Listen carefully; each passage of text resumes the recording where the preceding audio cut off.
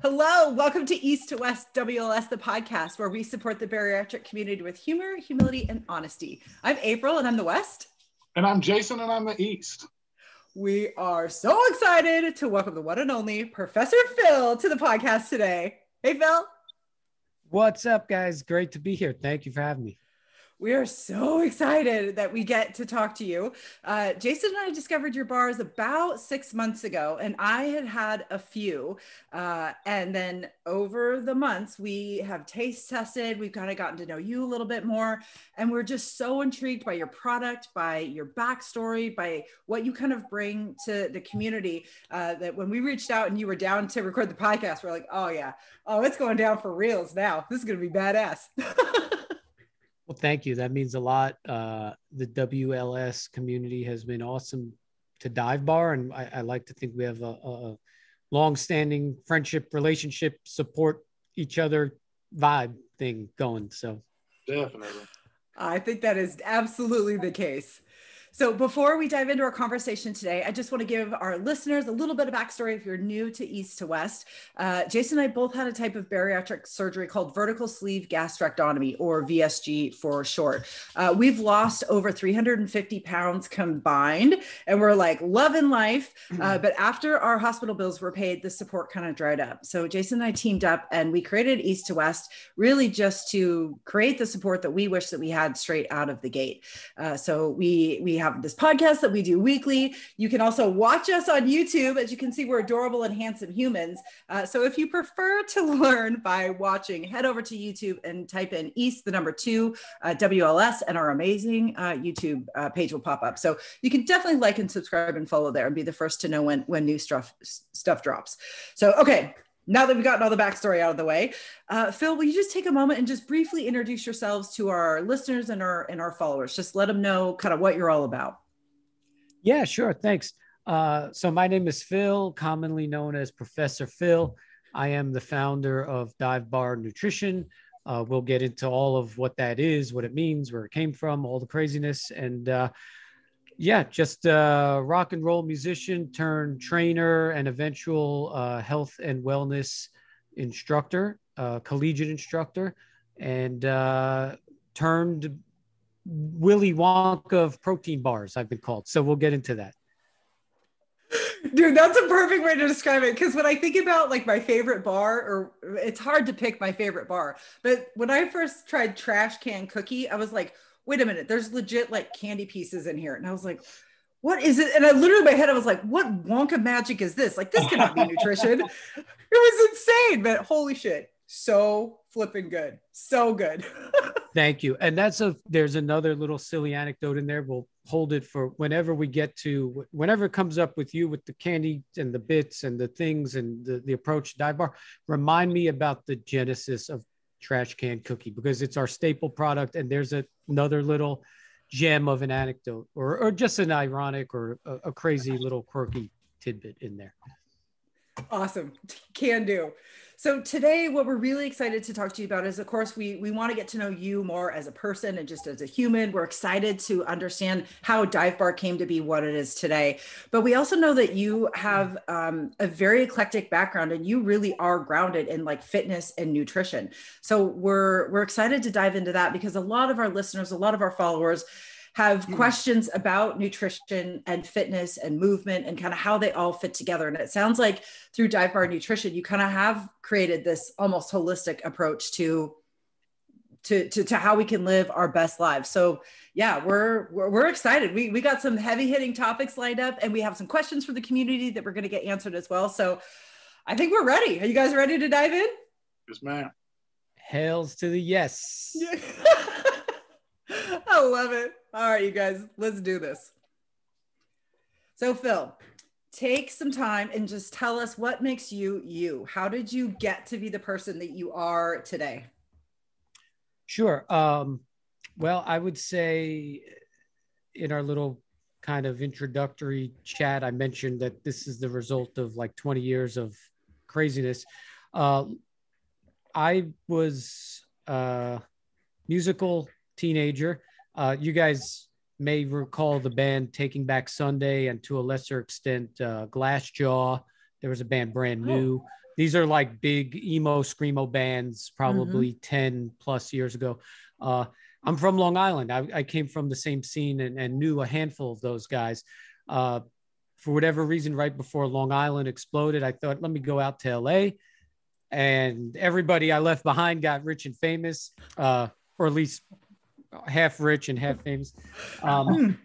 And I kind of putzed around LA through my whole 20s, which is the earlier 2000s or the 2000s. Messed up with everything and anything you could imagine. I shouldn't say this, up to the point of needles. I wasn't in the needle thing, but one day I said, you know what's enough is enough. And it was LA. Everyone knows a personal trainer. Your roommate's always a personal trainer, or their friend is. And so I just kicked all the bad habits. The last band I did broke up, and I joined the gym, and I was the elliptical bandit. And I got, I was like, I got 20 minutes on the elliptical, and I was so proud of myself. Long and short, we all know now you need a multitude of different things to keep the body going and the metabolism up. And some of these different trainer friends taught me some stuff. I had the classic, eureka moment. I've got to get certified. Certification led to the need for more, and as well as the need for some health benefits. Got my master's in exercise science, and became a community college professor in New Mexico. Left LA, went to New Mexico because just all the things, the gentrification out there. And say, you know what, that was its one chapter. Bored as hell. And for the first time in my life, I mean, we've gone from poverty to a teacher salary, which people usually use as an example of having a hard time. Like, well, you're trying to do this or that on a teacher salary. I'm like, I'm rich, bitch. I got a check. Like everyone else uses that as the standard of struggle. Like, So I'm in a desert town, New Mexico, got a couple of bucks, just a couple of bucks. And I had always wanted to make a better protein bar or energy supplement or a better something, because there was a lot of crap out there. So began the journey of experimentation and wackiness and what have you. Well, and that's one of the questions I was going to ask you. Like, why do people call you Professor Phil? Now I know why. Jesus. That makes sense. Yeah. And you know what's funny? So I believe you guys got into dive bars like 6 months ago. And it's so crazy to me. I've been working nonstop, really almost without a vacation for 4 years. I mean, you'll see on the feed, sometimes I'm over in this state or that state, but I'm always working. It's been a roller coaster ride. And one day I just realized all of my WLS friends on the gram were new WLS friends on the gram. And I go, wait, what happened to this one or that one? I used to always talk with so-and-so or see a comment from this person or that person. And we've been kicking around for so long. Some of the original WLS supporters, I hate using the word customer, but supporters of our brand, maybe they just, I keep up on some of them. Most of them have maintained their weight loss, but they're not doing the gram as much. They maybe aren't our customer as frequently. But this new wave of friends of the company, they don't know I was a professor. So I mean, I still teach 2 health courses online. So it comes from literally being a professor. And there was a very disciplined academia background for a number of years there that led to this. But yeah, community college, phys ed and health. And at the community college, everyone wants to be cool. Don't call me, Professor or Dr. So-and-so. I'm Mike, I'm Steve, I'm Joan. But my kids were screw ups. So I had to kind of, all right, we're going to be half cool, but you're going to call me Professor. So it's Professor Phil. It's fun, but don't forget who the hell I am. I get emails. My computer crashed, fix this for me. I'm like, hey, I'm the professor. Be that, Right. Yes. Let's instill some professionality. I am a professor of health and wellness who holds a master's in exercise science. Wow. I mean, I'm just going to say it. Please don't take this the wrong way. I would never, you do not have the persona of somebody in academia. Being somebody who is in academia, I got 3 diplomas hanging on my damn wall. I was in college for 13 years. You're a survivor. Congrats. Yeah, Jesus. Right. Yeah, they call me Miss Van Wilder. I don't know if that's a good or a bad thing, but I digress. I mean, but it's so refreshing, and it's so, I think it adds to your appeal because you can relate to so many people on so many different levels. You understand the academic, the science, the nutrition, you understand the numbers, but then you also understand that people are crazy and they want to have fun and they have a rich background that maybe people don't, you don't factor that in. And when you bring those two together, now your brand and your company and your bars make so much more sense. I mean, that's incredible. I mean, that really is just the perfect mashing of who you are as an individual in a health food. I mean, that's crazy. Right. Well, yeah, thanks for all of it. There were some sort of compliments in there. I mean, they're compliments to me because it was what I was trying to do and go for and set out, to have that sort of resonate in that way with people. I feel really blessed in that everything I've gone through, I was, as I mentioned, one of the least disciplined people as a young adult. And I just had this rude awakening, like, all right, if I want to go from point A to B or A to Z, I got to really get my act together. And I liked, I briefly left out a part where when I got back into fitness, I had to replace, or a couple of credits weren't accepted. So I didn't hold my bachelor's at 30. I left college about 80% of the way done and went to California. So I had to go to LA City College for some very arbitrary courses like History 101 or whatever, a couple of whatever it was. Yeah. And I liked, it was like when you take a kid who's been in out of jail or juvie at 16 and they go off to the army, right? Or the military. This is a story we hear often. I wasn't going to the military, but this was like intellectual military. And I was like, oh, there's order here. And I was a hot shot. I had my band. I could just be like, hey, you got my beer, right? And be a punk. But now nobody was going to take that shit. You just had all these stiffs that you had to answer to, Dr. So-and-so. And so I liked it. But I know that's not for everybody. I know that everybody isn't coming from that background. And with the brand, I know, I don't know to what extent, if you had to do research papers or what level of language they threw at you, but they always talk about, is there a gap in the research? Is there a gap or in business? Is there a void in this industry? I was into working out, but I wasn't 240 pounds with veins bulging out of my neck. And now the newest thing is that the women have to have the veins bulging out of their neck and be the same 3% body fat that the men are. And I'm like, isn't there something that we can just, have fun? We're not all doing the barbells with barbed wire, barbell. It's this very, prison break image and everything's Mad Max. And are you lifting 400 pounds? You're a pussy. It should be 410. So it's kind of the sum of all things. So I appreciate that. But yeah, I wanted to bring the basics of exercise science and exercise nutrition, or what they would call sports nutrition. The basics cover 90% of it. So you could go a hell of a long way just doing the rudimentary basic stuff and doing it right and eating right. And so, but it doesn't mean it can't be fun. It should be fun. It should be fun and funny. So it's not all, and it also adds the validity to the back end of the things that you say to people and the way you make the bars and the things that go into the bars, knowing that you have this background and that you're not just out there shooting and hollering and shit, that you were the first guy with a commercial kitchen and kind of some knowledge to throw a bar together that didn't suck. It adds a whole nother, dimension to those bars, and it lets everybody know, hey, okay, so this really does mean business. And that's how when you're reading the packages and it meets the macros and it does all that, because we know that it wasn't just put together without a lot of the science involved, that you have the background to know exactly what that's meant, how that's meant to be put together. Yes. No, and it's it's the bar I wanted, and it's the product that I wished was there.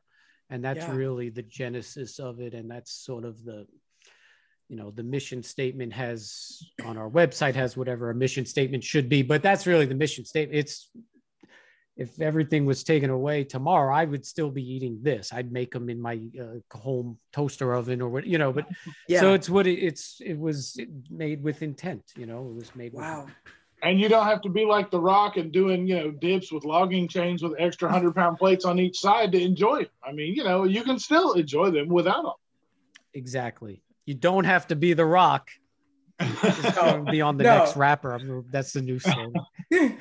Oh my God. I would say fuck The Rock on the package, but then 7-Eleven won't carry the thing. So that's true. That's true. He might become president one day. I love you, Rock. We're joking. Yeah. Hey man, that guy, well, I digress, but I mean, everybody's got their thing. What I find really interesting when you were telling your story, I heard a lot of my weight loss, my bariatric journey in your story, right? Because Jason and I and everybody in this community got to their breaking point and they said, okay, enough is enough. And then we made a change, but then we found ourselves all of a sudden in this new world that we didn't understand. And it's kind of like when you said, okay, I'm going to make a change. I'm assuming you're right. You're clean. You went to school. You went from like no structure, whereas we went with no structure with our nutrition and our eating, to now all of a sudden very rigid structure to our eating and to our relationship with food. And we have to learn how to interact with like new people and new thinking in new ways. So it's this complete like dichotomy shift in our lives. And it's very similar to what you went through. So even though it's on a different, we're talking about something different, it's actually very, very similar, it sounds like. Yeah, there are a lot of parallels, and I should take a moment just to, you know, I'm sure you guys have heard it before, but to commend you guys for your successes, and anyone else who's listening. You know, I actually, this is something I maybe never, not that it's come up, but I've never probably said it.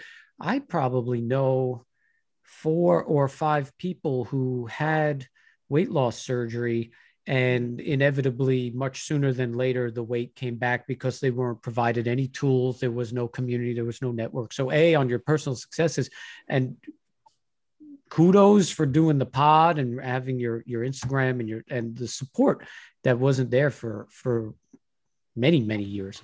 The other half, to speak to what you said, oh gosh, I forget exactly something you said made me think like, yeah, again, what you get from me, and I'm trying to develop more tools to deliver workouts and a newsletter and something that's not really just the business, that really is just free content. It's hard to do it because I don't have the time or the resources. Yeah. And then sometimes you just look and you go, well, then you see someone else on the gram, you go, they're 10 years younger and perfect looking. I have some insight and some notes about their form or how frequent to do that exercise, but who the hell wants to look at me when he or her is, you know, 3/4 naked? But yeah, what you get with me, side note, you know, speaking to the journey that got me to my education and then collegiate career, I mentioned the personal trainer certification, and my first one was acquired in 2010. I soon took a job at a very busy Sunset Strip, Hollywood, high-end gym. And a lot of my tricks of the trade were later reinforced in my education, in my master's degree, but I learned a lot. I mean, I was just a guy with a certification, and now I'm thrown into this, you know, almost like the X-Men Academy or that Harry Potter Academy of people. You turn this way and they're training a movie star. You turn that way, they're training a pop star. And thank goodness they were cool. They'd tell you why they were doing a move with someone or how they wrote up somebody's exercise routine. And so there are infinite, you know, methods of having a program. And I was fortunate enough to almost have the wagon in front of the horse, in that I got the street training of a gym before I got, and then I learned, I'm reading the textbook. I'm like, oh yeah, we did that. Oh, the guy that trained. Yeah. I don't know if I should say celebrities. There's no dirty stories, but people get touchy. But, oh, that guy who used to train so-and-so, that he did this. And the other one who used to train this woman, they did that. And so it's a tricky thing, but yeah. When you don't have the support, you learn on your own and then you put it together. Right. It also helps for it to click that way for some people with the way that they learn too. If it's something that they've actually seen applied, it makes a lot more sense, like you were saying. So, I mean, that makes sense. It might have helped me get through college because I understood what the textbook was saying. Like, oh yeah. Right. That would definitely be me. I would be that kind of like. Yeah. Well, and it really, Jason and I think totally understand that, because just in our private conversations about what we have experienced along our bariatric recovery, we can say like, well, this is what I'm feeling, or this is what I'm experiencing, like, well, who could we reach out that would help us like understand if we're on the right path or not? So we're kind of doing what you did too. We're kind of fumbling through the weeds, and we're figuring out what we have to do to find success. And then we meet with experts, or we meet with people who are like, they're knowledgeable in those areas like you, right? We're having these conversations. It's like, okay, we are on the right track. We are doing what we think is correct. And it's just validating when you try other people's recipes, right? Like you're always looking to see like, what are people doing? Oh, I want to try that. I want to try that. And then you actually speak to the experts and they go, nope, that is exactly correct. Or make this little tweak. And then you're on the right path, because you have a 50% chance of regaining your weight up to 2 years after bariatric surgery. And that number only gets down into the single digits after 7 years. Wow. It's just, right? So know why everybody knows somebody who hasn't been successful after bariatric surgery. It's because it's a tool, but it doesn't actually fix what needs to be fixed, which is up here.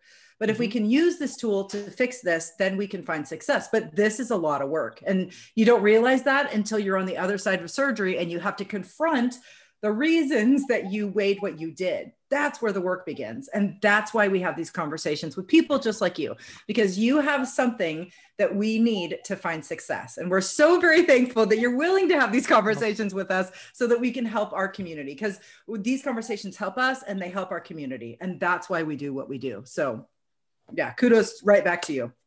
Right. Well, and a lot of people don't realize that the surgery is the easy part. Yeah. Yeah. Yeah. And I want to say something and then maybe ask you what you guys think about it, just so that it's not misinterpreted. I talked a bit about the original wave of WLS customers, supporters, friends that the brand had in like 2018. And I do keep up with a few of them, and some of them will pop up on my feed, even if they're less involved. They used to be a daily post or a daily story, and then they put just their basic, I'm at the park, I'm at the museum, or whatever. And I see this with all fitness clients that I've had, and I'm guilty of it myself. And what do you guys think about goal setting, but then also finding balance? Because I find that those folks who, many of whom I knew in 18, they were so ambitious and they were in the gym 5 days a week, and it was every calorie measured. And if they're hungry, it's just celery, or I'm making it up, but low to no cal and perfection.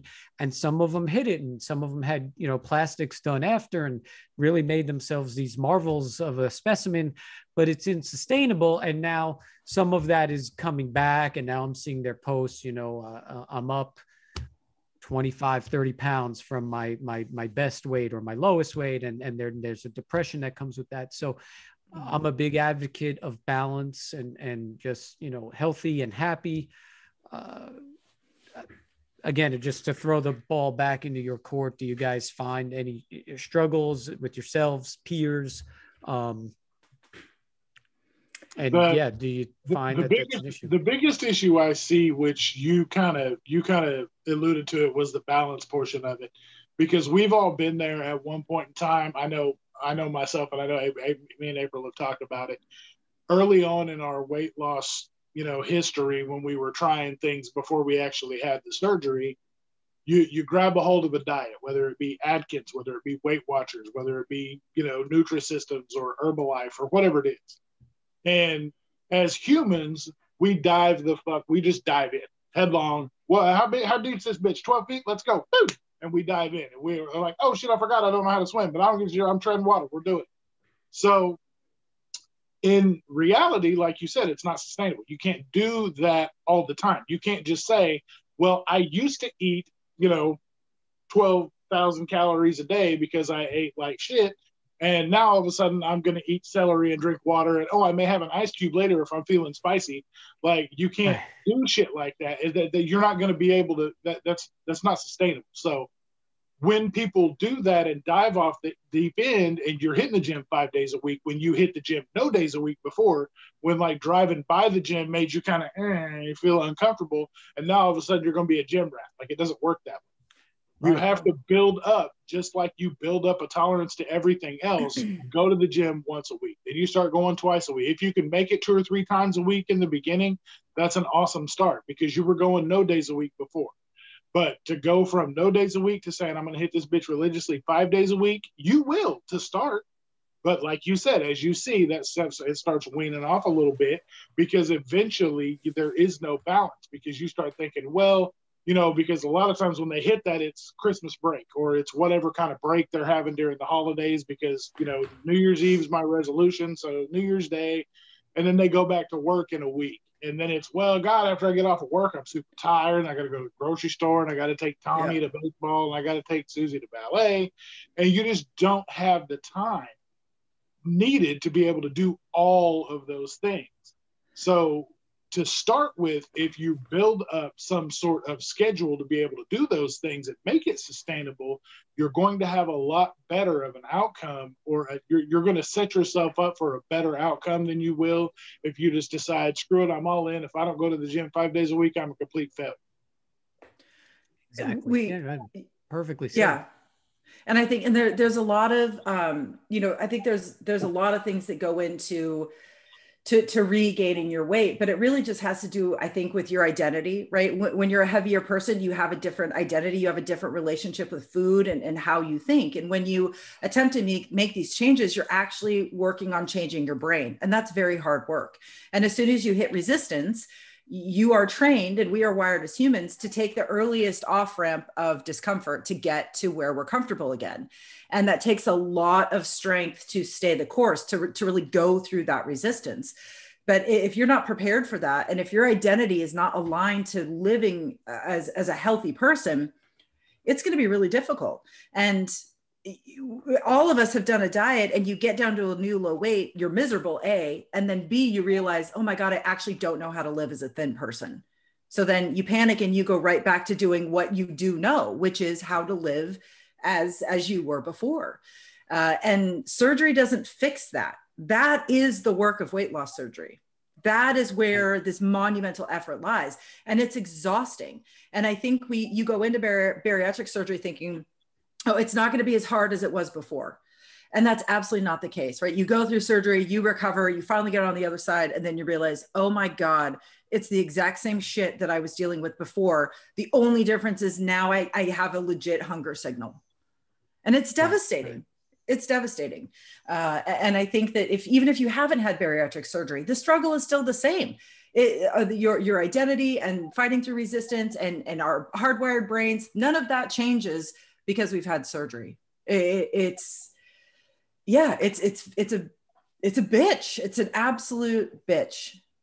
Well, like I said, I commend you and everyone, both of you and everyone who's had the surgery and had it to a successful outcome, because it is weight loss and weight loss to the degree that it requires or one seeks surgical assistance or kickstart, mm-hmm. if you will, or mm-hmm.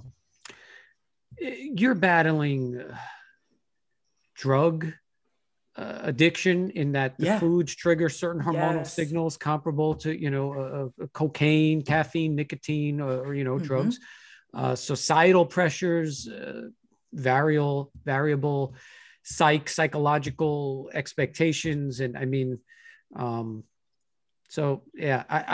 can only attempt to understand and empathize, and I've seen those friends and family that did not quite have a successful outcome. And so it's something that I think when the brand is more, our brand is more automated, I would like to really put out, content and guidance and newsletters and really sort of fall back into my personal trainer roots and share some of that stuff and just free. I believe in free. you know, So do we. People giving out bad advice. I did it once with the product, and we'll do it with the behaviors, you know, Yeah. in terms of Yep. recognizing, well, there's a lot of junk out there, and there's too many people Yep. preaching crap, showing off the wrong way to do stuff. And so, yeah. Well, we are all here for that. So when that rolls out, you let us know, and we're going to blast that out on every platform we got. The biggest challenge is Jason may know or may not know where we are. We're on the Gulf Coast at the bottom of Sarasota County, and it's just a little too not populated. I mean, there's people all over the place, but it's a very retiree kind of a town. And I've been searching for, I've got ads right now, YouTube producer, content producer, podcast producer, and I can't get anyone. I mean, I get probably not in that area now. No, it's very difficult. And I've talked to 2 colleges in the county, and it's a swing and a miss every time. So that's kind of a bummer, but we'll figure it out. We'll get some soon. We'll have more hiring power, we'll say, you know. I like it. Well, and I'm blown away by what you've been able to create already. I mean, I know that you're not a big operation, but people had a lot of questions about just like how you actually manufacture your product. So do you want to just tell us like how it's done? Yeah, sure. Of course. This is always where I kind of got to check myself, because I got to be like, oh yeah, you own a company. And if you'd say the wrong shit, you know, there'll be 3 imitations of your product tomorrow. But the gist of it, we've got, as I mentioned, the next room is our, you know, permitted facility. Let's see, how do I give you the basics? Yeah, no trade secrets. Yeah. But no, we make everything. We've got, if you watch enough content, you see some machinery from a dough mixer to there's 3 machines, and we just work from a bar mixer to what I call a bar maker thing. It's the size of a fucking a small bus or an airport shuttle. You know, it's like this fucking 30-foot machine, 25-foot machine, and it's huge. The batter is rolled flat, and then there's a series of blades, and that's a new acquisition. We got that thing at the end of summer after three years of hand shaped and bars being rolled out with a rolling pin, probably for way too long. There was a brief time, there was a year of a mechanical rolling pin, but it broke. It was probably broken down. We were always fixing it. So even when we owned it, we were half doing the rolling pin. But I shouldn't blame the machine. It didn't break as much as it took like a half a year to learn the settings. And then we were always replacing a fuse. But yeah, so we basically acquire all of our ingredients. Let's answer the question somewhat relevantly. I source all of the ingredients. I take a second to apologize and thank anyone and everyone who's been with us in the last 6 to 8 months as a customer, friend, supporter. I get a few emails per month. This tasted a little off. This didn't taste like my order last month or 2 months earlier. And the pandemic has led to a wild goose chase for ingredients.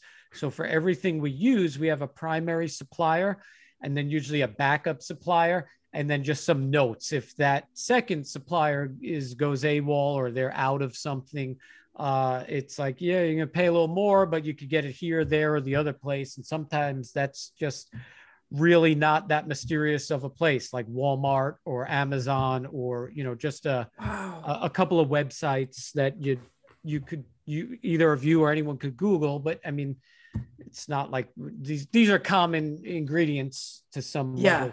But there are inconsistencies. So we've gotten a lot of it under control recently, as the pandemic kind of fell back into making sense. A lot of these companies are able to deliver the ingredients.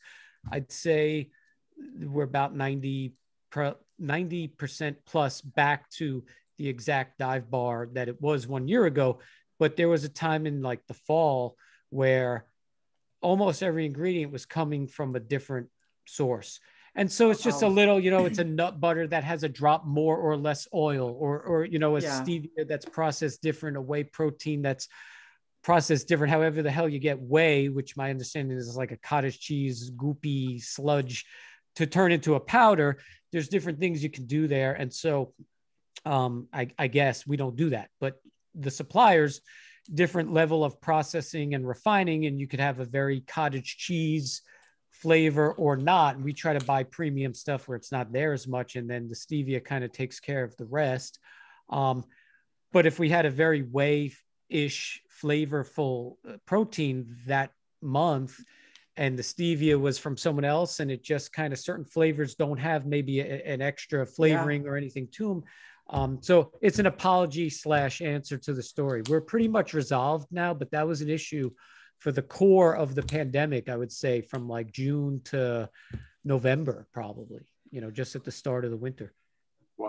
Well, I mean, I just have to say a couple things. I mean, when you said that these were basically handmade, I was like, oh my gosh, you have to be kidding me. And then the thing that I've got one of your bars right here. The thing that I really appreciate about your product is it's all real shit. Like, it isn't anything that I don't know on this label. And the fact that you were so receptive to customers reaching out to you and going, something tastes off, means that you've got some very dedicated people who know the difference between like batch to batch. But the fact that you could also go like right to where you make that and figure out why it was doing that. I mean, that's unheard of in modern day, and especially in a product that I can buy online and enjoy here in Washington State. So, wow, amazing. Kudos to you for that. Well, thank you. And, going back to launching the brand and feeling like I don't want the bars. This is 2015. I don't want the bars that are out there. For me. So what would I like and so forth.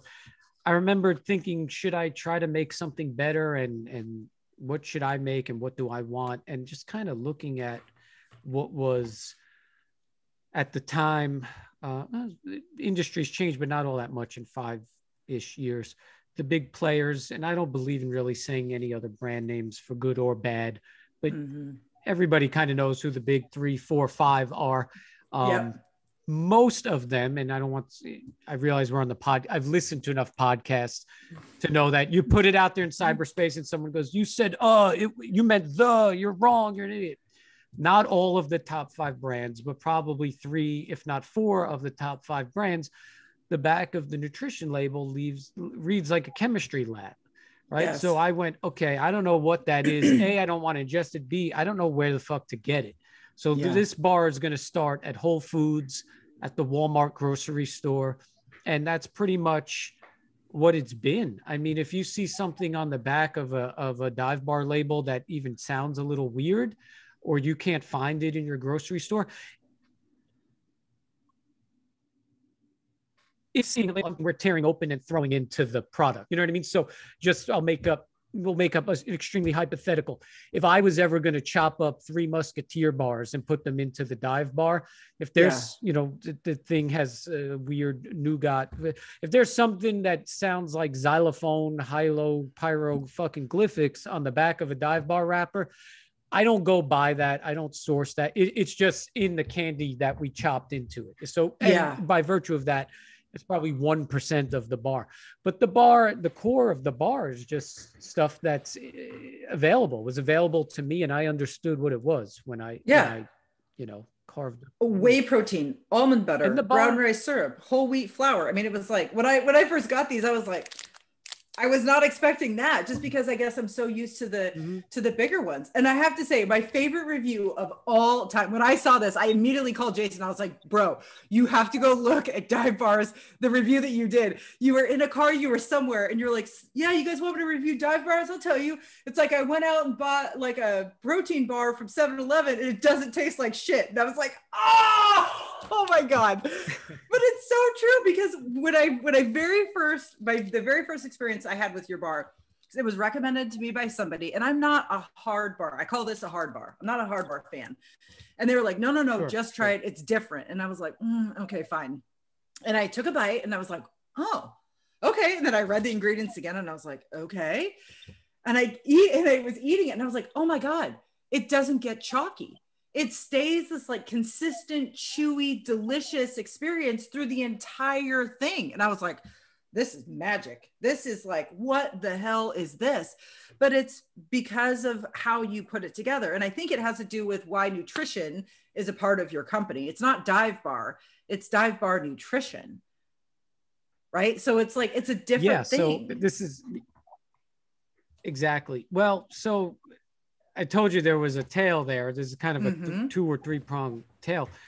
So the quick answer, and I don't mind telling these things. This is what people, just already too much bullshit on social media where people show their perfect life and they, whatever, their body's perfect, their life is perfect. And then they turn off the phone and they are sad and they miss someone and they lost people and they don't have the job they want. But they don't share it. It's a fake world. And there's a lot of, social media is a highlight reel, but I'm not going to pretend that I'm not a fuck up.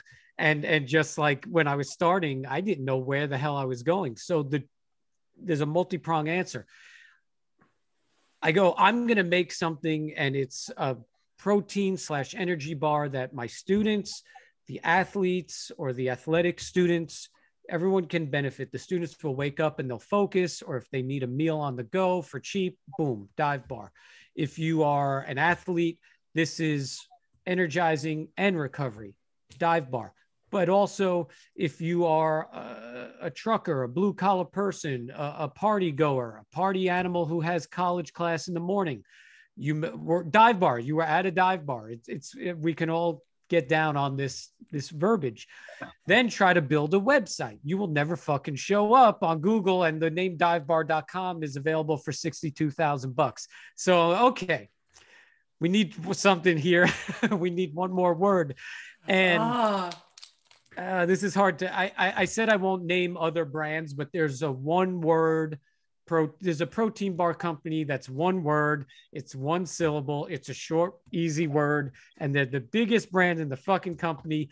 But there's another word that follows that one word, and it's nutrition. So I had their wrapper from Taste and Shit. And I go, well, that's the word. Sure. That word, it's the word I'm doing. It's nutrition. Right. So it became Dive Bar Nutrition originally. And this is something I'm trying to, now that we're in the position to move forward, I'm trying to add a few products, not too many too soon, but originally Dive Bar Nutrition was perceived as sort of the fun version, or was conceived to be the fun version of Joe Rogan's On It. So it was, if anyone's ever seen ads for On It or Joe Rogan podcast, Joe Rogan's very serious. He's carved out of stone. On It has all endorsements from Navy SEALs and Army Rangers and MMA stars and CrossFitters. But I was like, well, these are some great products, but that's not our lifestyle. So how can we take protein bars and protein powder for the person dealing with the daily struggle and wants to get a little stronger and lose 10 pounds or 20 or whatever. So I forget exactly where I was going with that, but it was Dive Bar Nutrition. It was going to be all things nutrition and lifestyle, where there would be a pre-workout and an awake mind energy mix and a nut butter and a this and a that and a couple of kinds of powders. So that may be on the near to medium distant horizon. I don't mind going on record to say we're looking at, and no one's ever heard this outside of the four walls here. We are looking into nut butter. There's some nut butter brands out there. If any of them get upset with me, I'm not going to go after anyone's business. I want to sell nut butter, good quality nut butter spread. It'll be a flavored spread to the folks who care for Dive Bar. But it's actually something, let me say this, here and there, I hear little bits of some kind of new school players in the game finding us to be a threat or finding us to be a competitor. I conceived the company 5 years ago, and it has its own mission. And, the vision was this big. My hands don't fit on the webcam. And the bars are, of course, the staple product, but the nut butter is something that I never did because a friend owned a brand called Keto Love and did very well with it when the keto movement exploded in like 16. So as Dive Bar was growing, it's just something I let it be. She has since, I think, either dissolved the company or folded it or put it on hold. So it's something that we kind of got a blessing to kind of do, or there's no conflict. I wouldn't be taking any business, even $1 out of a friend's mouth. She's a single mother. I wouldn't feel comfortable to do that. She's not doing it right now. So, and I see, I have an ear to this industry, and I know what people that are working out and or interested in losing weight like to do. So it's something we can do very easily and readily without additional equipment. We have a building full of nut butters. So something we're playing with. The other component this is sort of a last tidbit to the Dive Bar Nutrition. Thank God, I wouldn't have called it just Dive Bar anyway, but about an hour and a half north of us in the St. Petersburg area, there is a beachside bar, and it's just called the Dive Bar of Madeira, I think is the little town that's kind of in the city of St. Pete. And we have almost the same logo, like where we have the word nutrition. I think they have a marlin or something like that. It's in the neon. Oh my God. They've never asked me to like cease and desist. And I think we have a good leg to stand up. Dive Bar Nutrition is trademarked in terms of the verbiage. Yeah. I don't think it would be very hard. I don't think they own the trademark on the neon sign. It's one of those things where the government's kind of savvy enough to go like, well, that's a neon sign. Like Budweiser kind of did that, in 1965. So nobody can get dibs on a neon sign or neon font. But every once in a while, people kind of cross the streams. And I think we get an email like or a Dive Bar Instagram will get a message like, you guys open on Easter? You're showing the game next week? And I'm like, I think you want the bar an hour and a half up the street. Not the nutritional bar, the actual bar. Yeah, no, you're looking to sit back and drink and have a Long Island iced tea or something, a Heineken. We're wrong Instagram. Wrong. Well, now you need to make a Long Island iced tea bar. And just start making liquor themed bars that just don't have liquor in them. And I mean, I guess you're the first year, our facility is sort of encompassed with a couple of auto body businesses around it. So the first year, the 3 different guys that own businesses around us, I think they didn't believe that they were convinced we made a marijuana product. I think they didn't believe that I didn't make a marijuana product. Thought you were making edibles and gummies over there? Yeah. I mean, again, your image and your mission tend to not be, oh gosh. Yeah, well, and I'm always working. I just come here in basketball shorts. I mean, my desk, we're in a little loft over a garage where we pack our orders. So I'm just like basketball shorts and sneakers and heavy metal band t-shirt or something stupid. So I'm like, no, we make protein bars. And the people are like, they're like, whatever, you damn hippie. It sounds like such a bullshit cover up. Like, oh, right. You make protein bars. Sure. You do. Now, it's one of those things. I'm not too savvy or privy to what the fuck is really going on in my life. I'm like a little out there on the spectrum. And so sometimes I have these moments, I'm in the shower and I'm like, oh, 5 years ago, that's what that guy meant when he said that to me. Like these things just occur to me. So as I'm telling you guys the story, I'm like, oh yeah, they really didn't believe I made protein bars. Like I look like a fucking weed dealer guy. And oh my God, I love it. I wish I had the means to put weed in the bars. I'd be probably worth 100 times more money, right? That's a bigger business than that's a whole nother market. That's a whole nother market that you have yet to explore. No, that's not for me. So before we move on to fitness, I do want to ask you, because we talked about it before we started recording, trash can cookie. That was I think the bar that I tried. And that was like, I don't understand this. And the real interesting thing is that I am a Weight Watchers member. I use their tracking. That's what's helped me kind of keep me, on point after surgery. And that bar was 7 Weight Watcher points. And just to give a little context, but that isn't a lot for what this is. So I was like, okay, this is really interesting. And that was the trash can cookie with actual pieces of candy in there. So how did trash can cookie come to be, come to be a thing? Yeah. So I might have mentioned, I don't know how I phrase it. I think I made some reference to doing this about 5 years. There's a couple of different start points, or depending the mood when you ask me. But before having the teacher, I mentioned having the teacher's check and finally going like, wow, I'm rich.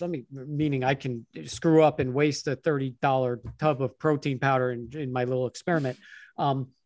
This actually began, let's see, I would say the light bulb to try to make some protein bars probably went off in like early 15. So I was at the tail end of getting my master's. This happened in southern Pittsburgh. So I got my master's about 35 miles south of Pittsburgh at a institution confusingly named the California University of Pennsylvania. Some wise ass named the town California, PA in like 1860. And so they put a state college there because it's a small rural town where state colleges often end up. And in Pennsylvania, like many states, the state system is just, the name of the town, university, so like I grew up in New York. It's SUNY, State University of New York, Albany, SUNY New Paltz, SUNY Buffalo, whatever.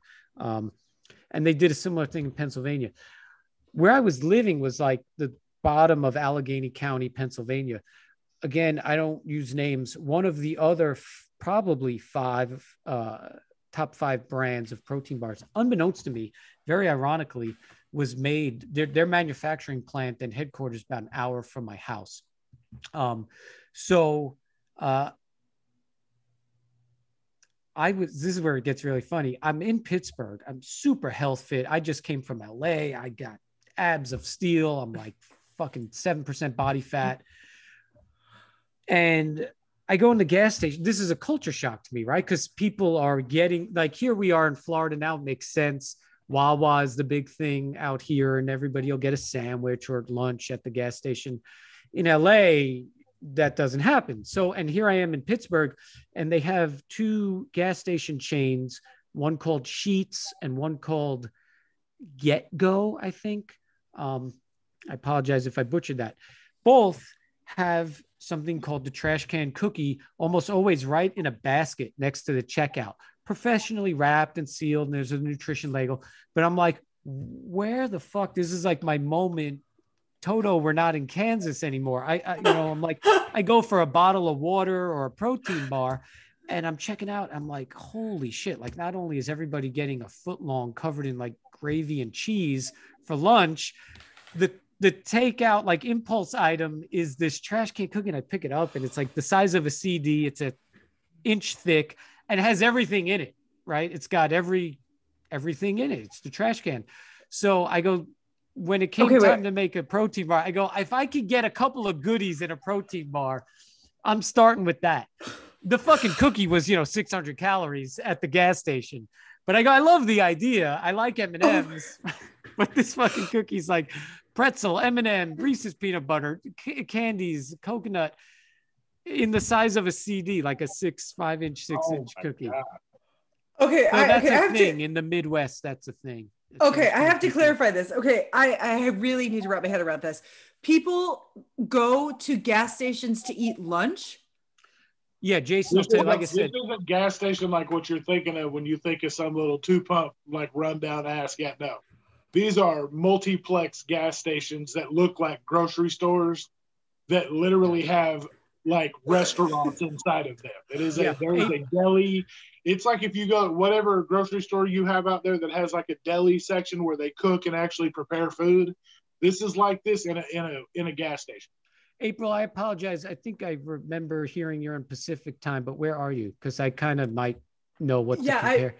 I'm in like Seattle, Washington. Oh, okay. So I don't know what's the like gas station cultures like AM, PM, Marco or Circle K.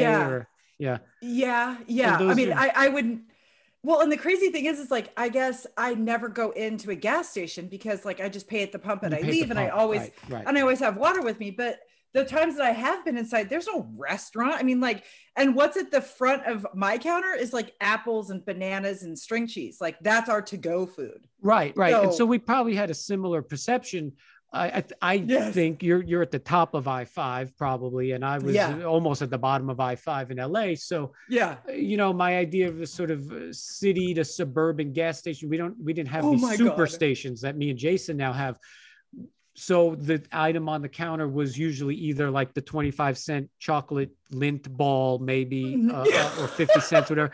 And then 2-3 pieces of fruit that are usually going bad because nobody's bought them. So I saw the cookie and it kind of blew my mind. And it was very ironic. I didn't know I was living. That's kind of the other half of the story.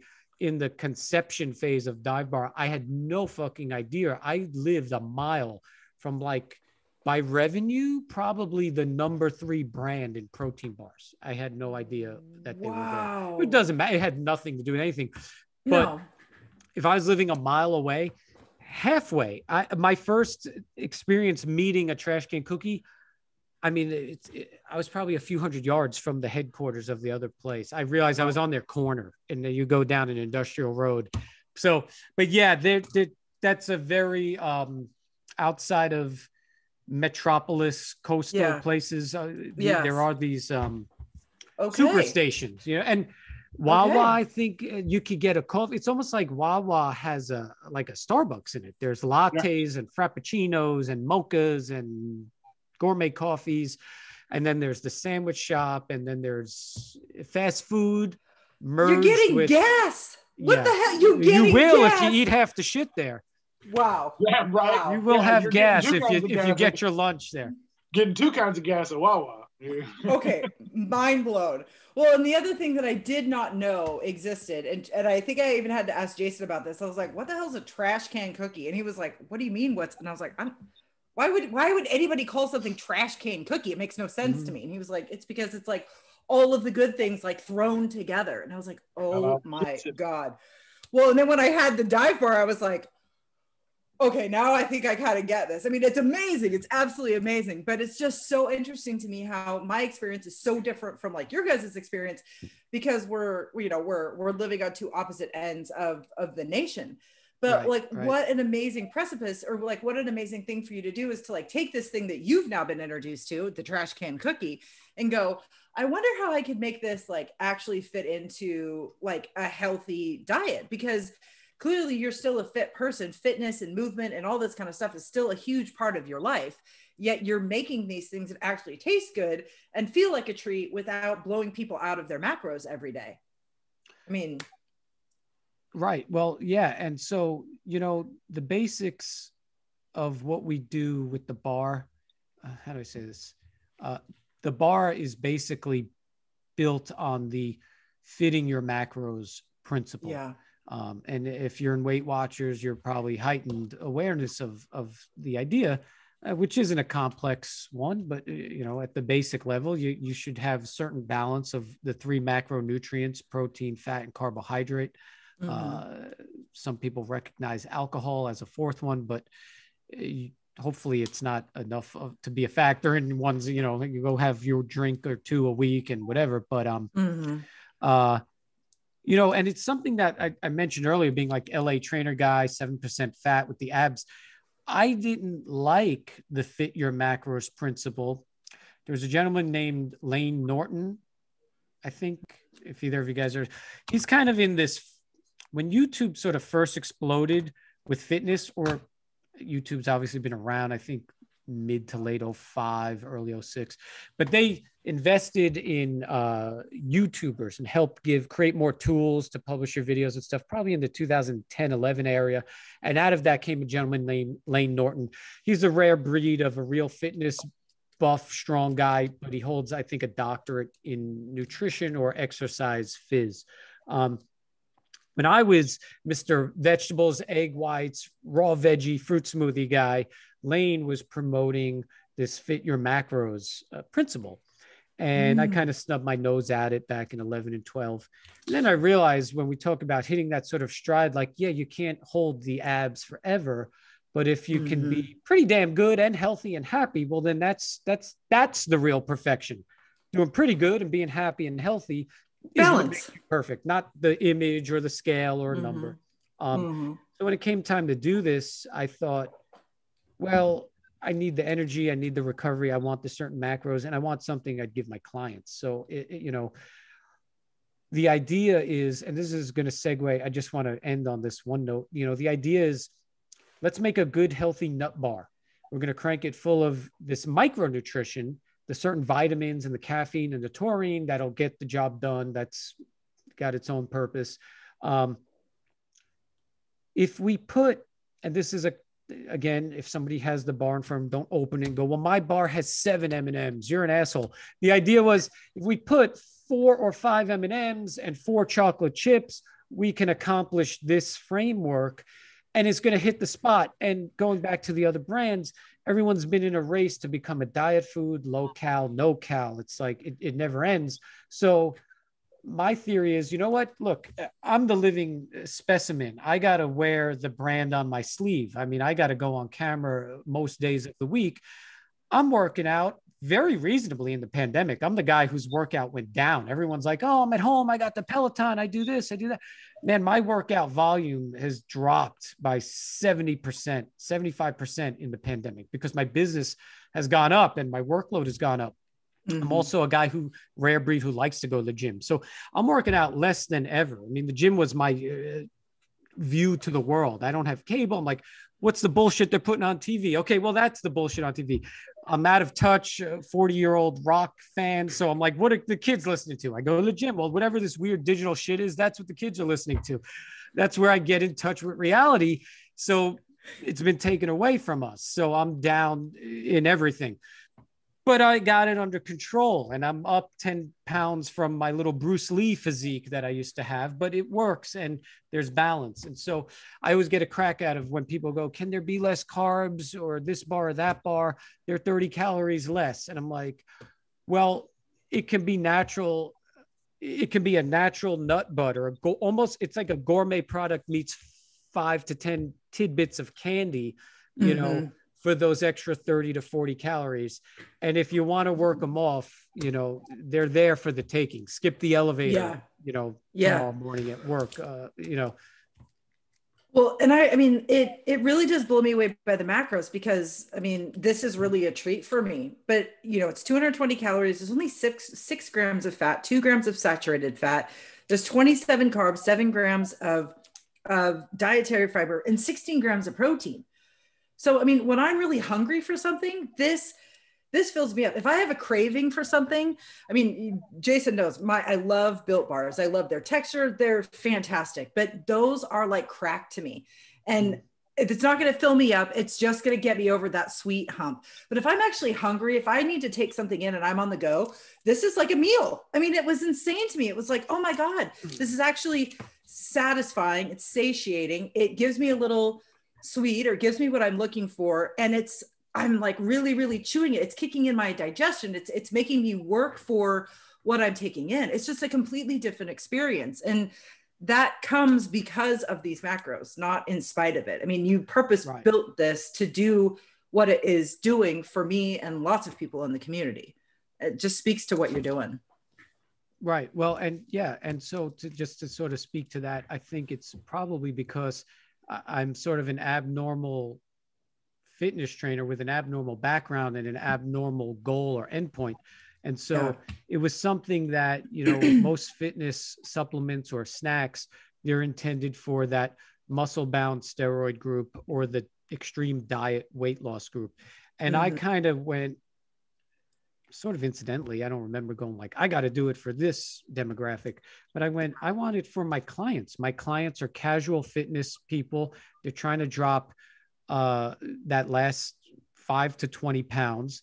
And they work too much and they eat too little of the good stuff, or, there are these gaps. And when they get to eat, a lot of blue collar people they're driving the truck, or they're on the construction site, or they're a plumber that does house calls. And so I think by starting just with that sort of real person in mind meets whatever we talked about 20 minutes ago, I only had access to real ingredients. I didn't know what half Yeah. the shit was on the back of the other labels. So I couldn't reverse engineer it or mimic it. And I didn't want to.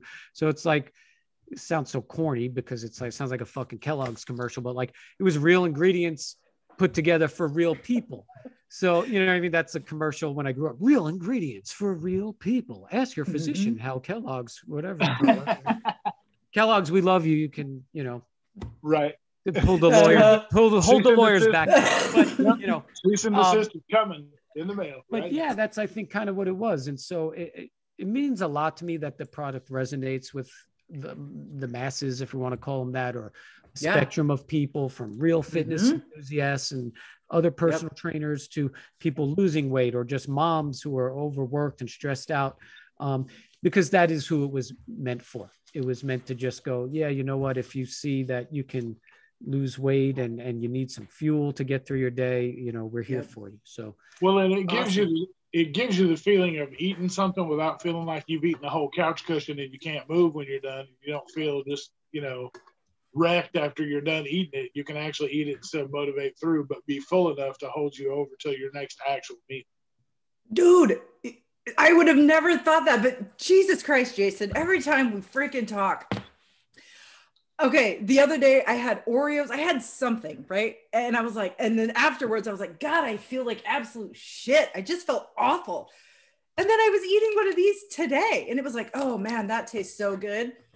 It was like, I didn't even skip a beat. And now I just connected the dots. I was like, yeah, dummy, because you're actually eating something that's nutritious versus eating something that is not nutritious at all. You actually fueled your body. Yeah. Duh. Oh, okay. So this is the perfect segue, because the other thing that we want to talk to you about today is fitness, right? It's a big thing in our community, especially with bariatric patients. I mean, I'm just going to go on the record and say, before surgery, I used fitness as a punishment. I felt that I had to work out because I made poor decisions. It was, I ate something that was contraband and now I have to go work it out, right? It was, well, I'm a bad person and the only way I become not a bad person is because I exercise. And I know, Jason, I think just because of your size before surgery, exercise and movement was not something you could physically do. So now that we're on the other side of our bariatric recovery, we're down in our weight, we're starting to understand that we have to incorporate movement to have a holistically healthy life. It's one thing to be calorie deficient and to drop a bunch of weight. Great. My numbers when I go to the doctor are good, but I'm not actually fit, which means I'm not actually a truly healthy person. So what we want to ask you today really is about fitness, motivation, and movement, right? So like, how do you define fitness and how has like your fitness kind of changed over the years? And then what do you recommend for people who are like us, who either brand new to fitness or movement or exercise, or are ready to get back into it after surgery? What's the best way for us to slow roll into it?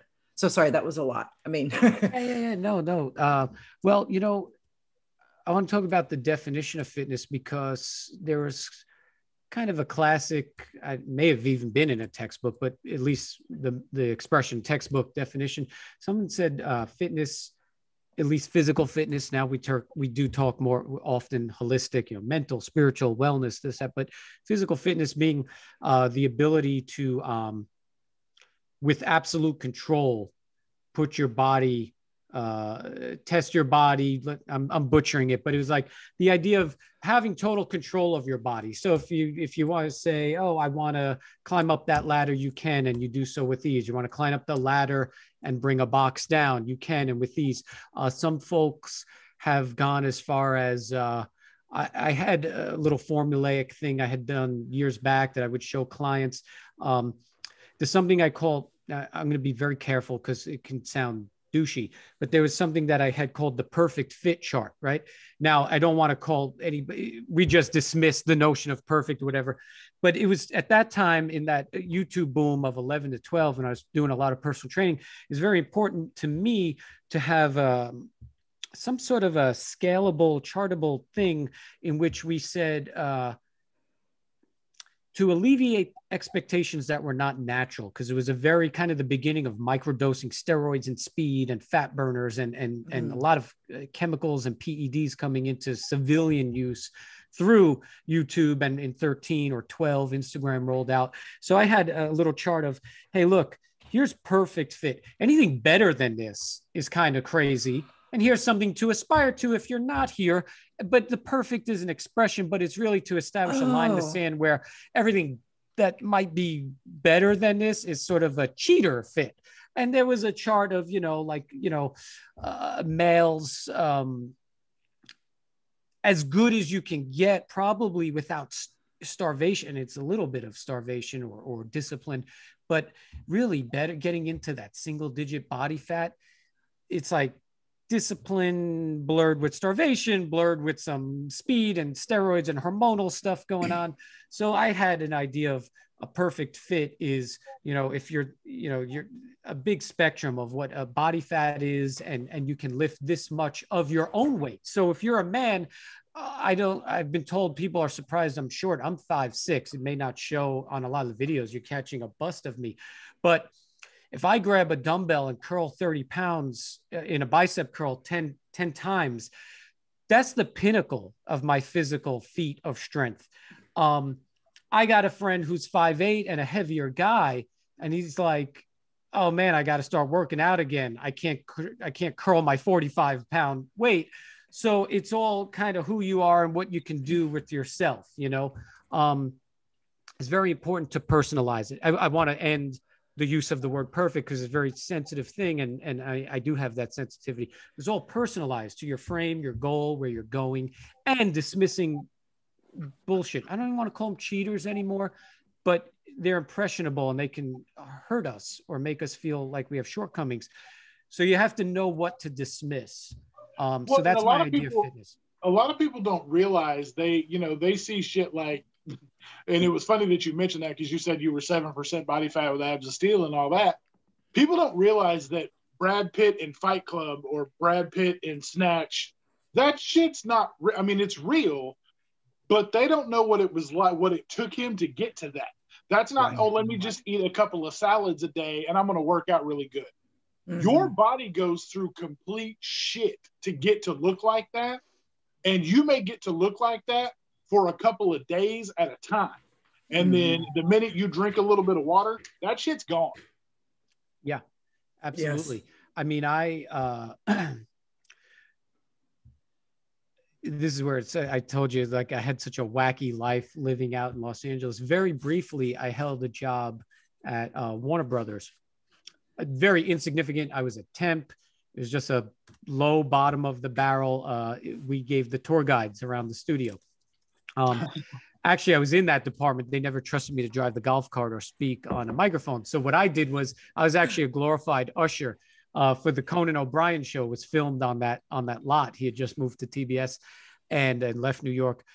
And the people waited around all day as they do show. And I'd say, all right, we had a little crew of 6. Our crew was 6 people or 8.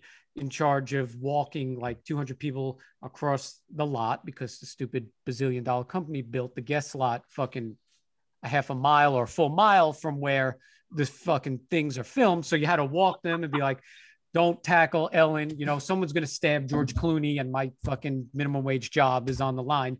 And then usher them in as you would in a movie, a theater or in a concert or something with seats. It's a fun tidbit about that job. On that job, there are 2 stars. I won't use their names. 2 stars. One is of the Marvel franchise, and one is just known for being a great action. He's either it's every other year. It's a drama movie or an action movie. And I saw both of them walk across the set. There was a gym on site, flanked by 2 trainers. I saw each of them have this. 2 trainers, roided out of their mind. They're in their physique of, they're these people that they get glorified, when they're doing the drama movie, they're down to 180. Pimples all over their backs. Who's down the pores, almost through the air. Again, I always have to say, I don't care. But the fucking problem is Men's Health Magazine. Can you guys hear or see me? It says my internet is unstable. Yeah, you're going in and out. I own it. Okay. Is it a little better? Yeah, we can hear you better, but your picture's frozen. Okay. Well, I'll work with what we got. But you get, whether it's Yahoo, Huffington Post, Male Magazine, or whatever the female version of such, they don't talk about the chemicals involved or the hormonal therapy. They say the workout that so-and-so did for the Marvel movie.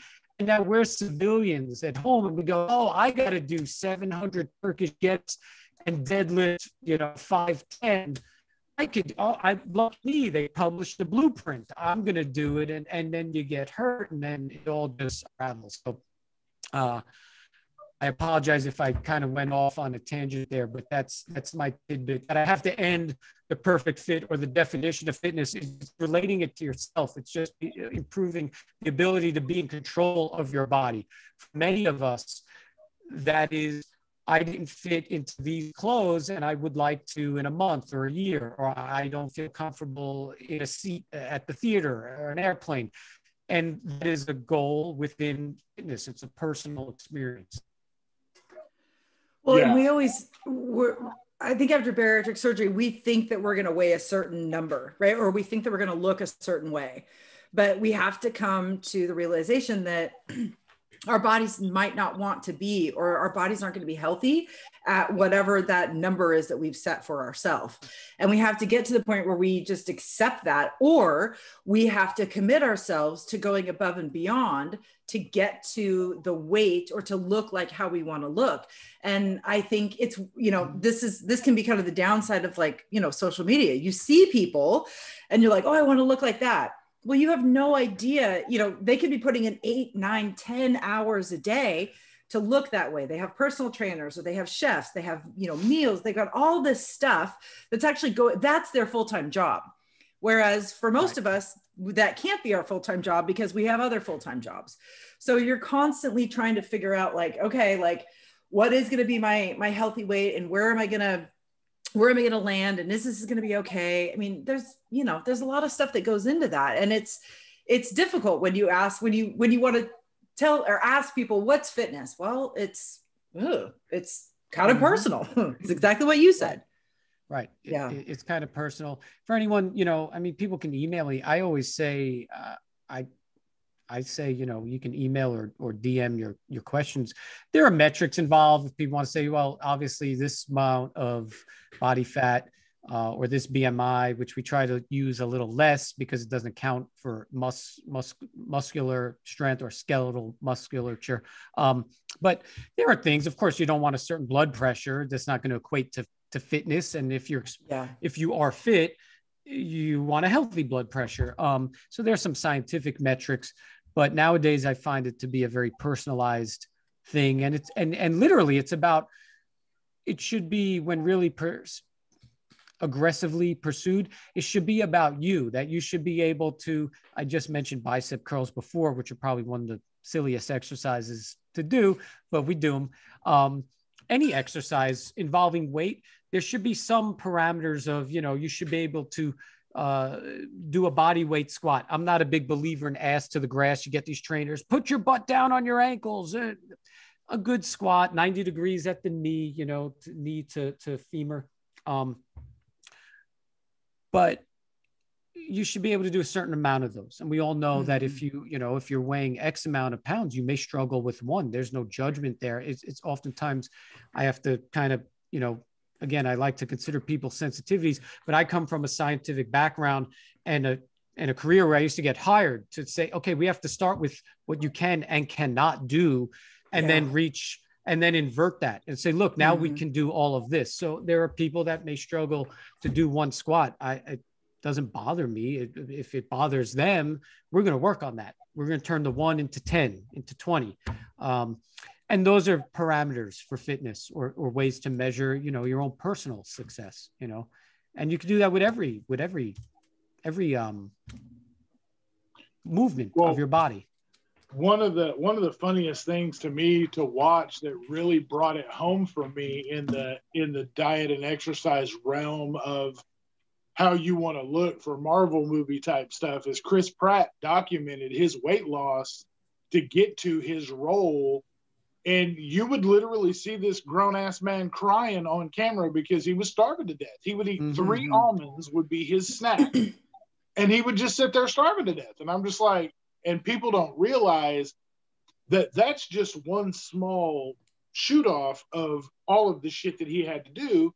And just because you're eating 3 almonds for a snack and, you know, only drinking water and you're only doing this and you're doing a couple of dumbbell curls and whatever else, you're not going to look like, you know, Chris Hemsworth who plays Thor. You know, there's, you know, you don't look behind the scenes and realize that there's, you know, HGH and all these other chemicals and things that assist people in looking the way those guys look. You don't just get to go in the gym 3 or 4 hours a day, crank out some curls and do some body weight exercises and, you know, rack up the weights a little bit and come out looking like that. It just doesn't work that way. Right. And a lot of times, you know, now when we see those pictures, you know, you're seeing that element of starvation colliding with the exercise. So we want the abs that were first recognized, you know, in imagery of Jesus. Well, we know if you choose to believe in Jesus or worship or not, would just go, that's an iconic image everyone can identify with. This is man 2,000 years ago, starved, roaming the desert. So a starvation, an image of starvation has become our starting reference point for what the torso should look like. Yes. And then Arnold's arms and shoulders, 1975, with, you know, 5 cheeseburgers an hour and steroids. So it's an unfair, it's a very skewed perception.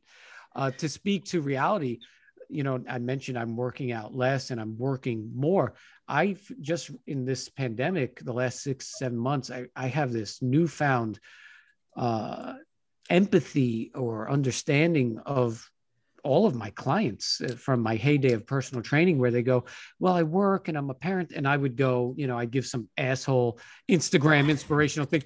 Well, you know, 1 hour is just 11% of your day and you're going to, you know, find the inner you. And now I'm like, shit, I'm fucking leaving the building at 7. I got to drive home. I do have to make dinner. The house is a wreck. I want to fold my laundry. It is, you know, it's hard. You have to really soul search to find 20 minutes, never mind the fitness gurus that are going, you know, they're telling you do an hour or easy for that. I was that guy. I was always in the gym. It was 90 minutes a day, 5, if not 6 days a week. So it's got to be tailored to your lifestyle, but you have to tailor it. I'm sorry, go ahead, April. No, I'm very thankful that you said that, because that, you know, it's a struggle with everybody, right? So everybody's busy. And then on top of that, you've got a real jacked up relationship with movement or exercise because of how you were before. And for some of us, we used to be way more fit before surgery just because we were doing all the things. And now we're still recovering and our muscle, right? Like you're just a different person. So you've got all these things that are stacked against you. So I'm trying to frame this question. I heard you say, look, you don't need to put in an hour, but you need to put in something. So how do you recommend people carve out? How should people find the time to do something, and where should they start? So if they're listening to this and they go, okay, I know I need to start, but where should they start? And how do you recommend they carve out that time for themselves, for their health? Sure. Well, is the where like is that a metaphorical, or is that a where? Like, I mean, it's kind of, maybe it's the same answer or question / answer, but I guess, you know, people just always come to us and they're like, oh, I just don't have time. And I do understand that, but I also somehow find time to spend 2 hours on Instagram a day. Right. I also find time to do like some of these other things. So I think it's I don't know. It's just a combination. So I actually think people just need to be let off the hook for thinking that they have to travel to a gym and work out. And if they don't, it's just fucked. Like your workout's not really a workout. You should do it at the gym. Right. It's like, you know, people saying that if you train at home, it's not like going to church, it's different. Well, guess what? Yeah. If you do, you know, if you put dinner in the oven and you do 10 squats while you're waiting on that shit to go, or you put something in the microwave while it's heating up, do 10 squats. Do body weight push-up exercises against the countertop. There's lots of things you can do to get exercise in inside your home while you're doing your everyday tasks. So that, I think that's where a lot of people get caught up in the fact that, well, everybody else is going to the gym, so that's why they look like that. That's not true. You can get the same results at home doing body weight exercises to start with until you can work a routine where you can actually leave your home to go to the gym to do it. Yeah, I mean, this pandemic has shown us it can be done, right? Everybody, 9 out of 10 people, whatever it might be, it's become apparent that there are means of getting in shape at home. My girlfriend is on a YouTuber's workout program, and it's usually this YouTuber is on Instagram. I'll get the info if anyone asks. You can always shoot a DM or whatever. But on the Instagram, she shoots like a weekly program. So it's like Monday, type these 2 things into YouTube, and there's like a pair of 8 to 10 minute videos. On Tuesday, you search this, or there's some means of identifying what you're going to do. And I've looked at it because I was a little speculative or hesitant. And I was like, oh, if you do it every day, it computes. It's a big picture workout too. So you kind of get that rounded out quality of not just burning calories day to day to burn them, but you are morphing your body. You're getting strength. You're getting different muscles worked on the different days. Yeah, it can be done at home. And I think, like you said, Jason, you have to make the time. So, I don't really just now, I'm just in the pandemic. I'm home a little more. I was never really a homebody. So I would just be a guy that likes to be out after work. It's gym and then some groceries. If I'm still burning a little energy, what's at the mall? Do I need this or that? Home Depot. It sounds silly, but I just like to kind of get an out and about vibe. I was never a TV or movie guy. I would only watch TV or Netflix or YouTube or even a podcast while working out. So to what you said, Jason, how many people are saying, I don't have the hour, but they watch X amount of Netflix or cable or something every night, Hulu. So you do get on the treadmill, walk 2.5 miles an hour while you watch your favorite show or listen to a podcast. The means is there. I'll be sympathetic to finding the energy issues. And that's another, maybe we could go into that right now next or in a bit, but the time is there for most people. I mean, if you're really, I don't know, can't think of a job right now, but yeah, if you're, driving a truck 11 hours a day or something pretty kooky. But if you're home and you've watched a TV show, it's like, hey, you have to self-assess. If you have a favorite show you're watching or a podcast you listen to or watch on YouTube every day, that can be done at the very least walking. I mean, I mentioned being a gym goer. I always had a podcast going while I was in the gym. So I would watch a podcast if it was shown on YouTube, knock out 30 minutes of cardio, and then go lift weights, continuing the audio, for another 30 to 40 minutes, and then we'll stretch and cool down. And that computes to the hour and 20, hour and a half, but you can move your body while you do it. You absolutely can. And I think, I think for people in the bariatric community, especially after surgery, energy isn't necessarily the issue. We have so much energy because we're living at a lower weight, right? So we're kind of like bubbling with energy. But I think when it comes down to it, I'll just speak for myself, it's motivation, right? Like you know that it's something that you need to do, or you're being called to move more, but you just don't have that motivation to go and do it.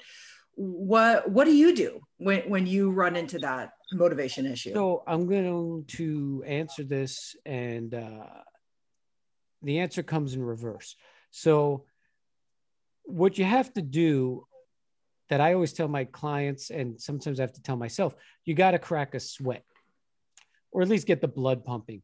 And you have to trust the process. We hear that anybody trying to learn anything new, or when Instagram isn't showing us weight loss, there's a lot of like Gary V and self-motivated people and this inspirational speaker, and everybody is, Jocko Willink or whatever it is. And, but you do have to trust the process. The process is, I have to put the asterisk out there. This is for 99% of people. If you have fill in the blank, a disability, a hormonal imbalance, a this or that, of course, there are exceptions 1% of the time at best or at most. But if you get that blood circulating and you make yourself do those first 5 push-ups, they could be on your knee if you got to be on your knees and do them, you know, modified push-up or whatever it is. If you get on that treadmill, sometimes the days I don't want to go, back when I was in the gym, the days that I just don't have it in me, I go, okay, we're going to go. You got to bullshit yourself. I go, we're going to go.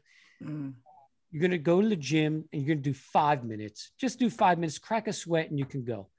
And I get there, get on the treadmill. And what I do now, again, this is I'm sharing my experience. If we don't want anyone hurt, if you're X amount of weight, overweight, don't do this, you know, do it to your ability, interpret it for yourself.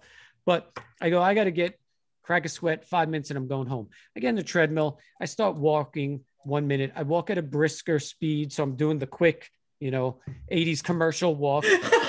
And then I go, okay, time to break a fucking sweat. I go to incline like 10, 12 degrees. I turn the speed up. So I'm running. I have a good sense of my body. So again, if you're going to try anything like this, a person do your version of it. And in 2 minutes, I've cracked a sweat. My heart rate is like 85% of max, 90% of max. I have to kill the fucking kill switch on the red button on the treadmill, jump off to the side. If you're familiar with treadmills, like the conveyor belt, there's the little beams on the side, hop off, hold the railing. I'm gasping for air. And now, am I going to go home? No. Now, if I fucking walk back at 4 miles an hour and I'm doing the quick, you know, stupid Coca-Cola commercial walk, it feels easy. So then I'm like, oh, I drove here and I'm sweaty. So the obligation of the drive and the shower is done. So let's walk and back to plan A. Listen to the podcast, watch the YouTube. You got to make yourself do it. Now, I said I'm going to answer the question backwards.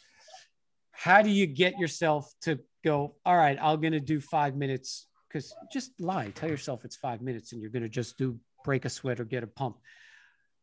How do you make yourself do that? I used to tell my clients, you can tell me or not. What I used to say? I used to say, if you tell me which one, it'll help, but you don't have to.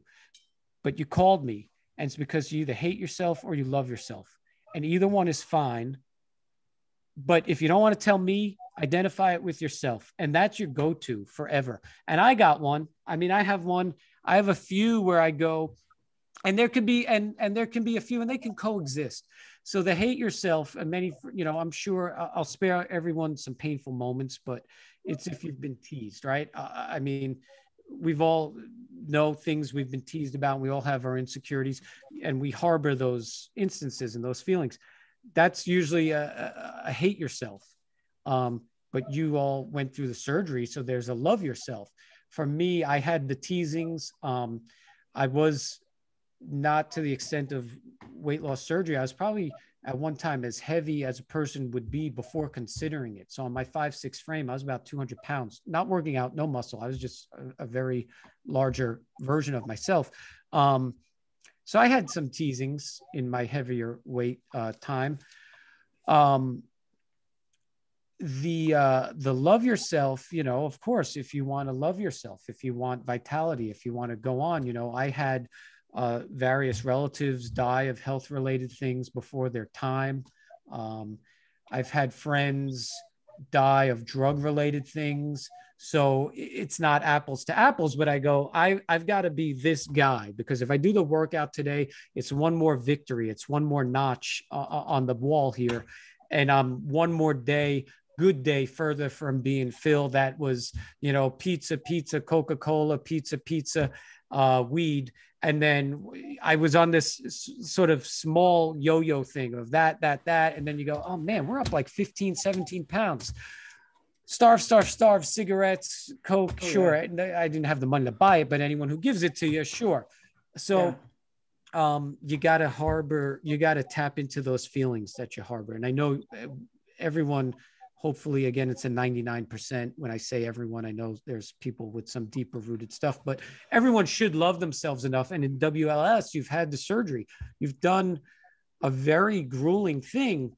and you've experienced it and you've recovered. So now get yourself to do that 5 minutes, whether it's putting on the YouTube thing or just getting down on the floor, doing the 5 push-ups, but you got to make yourself work at it this much, 1 ounce, do the son of a bitch hard thing this much, and then you could quit. But you won't want it, because then it's easy. Well, and you did it, and you sweated and you made the time. I mean, that philosophy is so powerful because, yeah, and you are so right. Just lie to yourself. 5 minutes, you can do 5 minutes. And 99% of the time, you're just going to keep working because now you're in it to win it. But the other thing that was so powerful about what you said is that, are you doing this because you hate yourself or you love yourself? But both of those equate to a need to do something, right? Well, I hate myself, and I don't like that word, but I'm just, right? Well, I'm not feeling good about myself.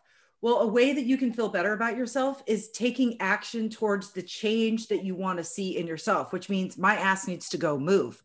Or you say, I love myself. And that's me being able to move is a way that I can show love to myself. It's a celebration of what I can do. So it's not a punishment. I mean, that was just like, right. And you know what, let me just interject and insert this, because I want to clarify. When I say you hate yourself or you love yourself, of course, it wasn't the exercise as punishment or anything like that. It was, and I said they can coexist. You have to tap into, and it can change day by day. You gotta tap into the one that's going to get you on the floor to do the push-ups. But it's the hate yourself. It's the hate what you were and what you went through, and that kid pointing at you and saying, mommy, look at this person, or your friend who hopefully didn't mean to hurt you, but you said that doesn't look good on you, or that moment alone in the dressing room, someone's outside and goes, come on, let's see how you're going to look in that suit or dress. And you're going, I hate this. It's really not yourself. It's those moments of you who you were. But to sound good on a fucking postcard, it's, hate yourself or love yourself. Hate who you are, or, Yeah, the finish line is the same, whether or not the end result, whether you hate or love yourself, you still wind up doing things to improve yourself. It's just where those, where they stem from is the difference. Yeah. Yeah. Well, and go ahead. It's such an easy concept. I would have never thought of it. And I'm so glad that you said that too, because I was thinking that as well. It's like, well, some days I could wake up and I could be feeling really good and I can be doing this because I'm loving it. Or other days I could wake up and I'm having a really hard day mentally and I'm battling body dysmorphia, or I'm just not feeling great and I'm just So you can tap into both of those places no matter where you're at. Yeah, absolutely. Absolutely. And that's, and you have to, and you can bounce from one to the other and you go, well, it used to be like this, but I want to be like this. And so, and you can use those to, like I said, just get you on that piece of machinery that's in your home that we're using as the clothes rack, or, throwing your coat over it, or whatever the case may be. One or both of those should be able to, motivate you to go further ahead. And then, I'm in my adulthood, I'm learning I'm a bit of a more unique character, and I am a very intrinsically motivated person. So I have all these other sort of little psychological tools, and I kind of have some of this Larry David, if you guys have watched any Curb Your Enthusiasm, like self-loathing kind of thing, or like fucking piece of shit. And I'm going to relate that to this, in that last 5 or 6 years that I've referenced, I had very humble, poor, starving artist roots in LA. I have lived in Southern Pittsburgh. I taught in very rural New Mexico.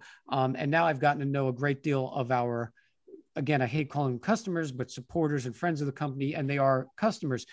And they come from all walks of life, and I've seen all walks of life. And so sometimes I just go, whether it's external / materialistic, meaning I'm fortunate enough to have sneakers. I'm not some guy with 10 Air Jordans, but I got new clean sneakers. I have a very modest elliptical, should have bought a Peloton. Thank God, just finally for the first time have the means to finance the Peloton. but I chickened out and I go, I'm so used to being broke, and let's just use some Amazon reward points and get a good Amazon elliptical, which is really a shitty elliptical, right? But I have that in my home. And it's more than many people in America, certainly in the world, have. So sometimes when the first two things don't really cut it for me, like I talked about 5 minutes ago, I go, you know what? I'll implement sort of like the third, like the ace up the sleeve is like, you fucking piece of shit. Like, you have an elliptical in your home. You're not going to use that. Think of so-and-so that, you know, asked, somebody contacted you today and said their coupon took off 20%, but they thought it did 22, and they asked if they could be refunded the $1.15. And I'm not making fun of that person. I give it to them because I go, you understand, thought they were getting that, and that $1.15, and hey, that's your $1.15. I understand. Let's hook you up. That person doesn't have even the crapola elliptical in their home. So get on the elliptical. And then the internal sort of physiological, like, hey, I'm fortunate enough. I got my hands, 2 good arms and 2 good feet, and I don't have a back problem. Who the fuck, you know, you fucking jerk, you bum. Like, people don't have fucking feet. There's a guy who was, you know, or a gal, lost a limb, maybe defending the nation, or maybe was struck by a vehicle, or whatever it is.